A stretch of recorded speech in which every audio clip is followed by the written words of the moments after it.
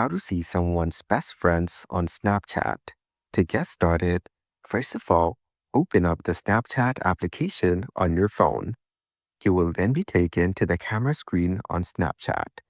On this screen, go to the top left corner and tap on your profile. Here, you need to scroll down a bit and find the My Friends section. Then, tap on it. Tap on any of the names from the list. Explore the page, then tap on the three dots at the top right corner.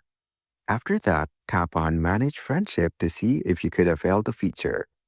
We don't see anything here, so we cannot see someone's best friend on Snapchat. This feature is currently unavailable on Snapchat. But what you can do is pin them as one by tapping on this option, Pin as your number one BFF. It is a premium option, so you have to buy subscription for Snapchat Plus in order to avail this feature.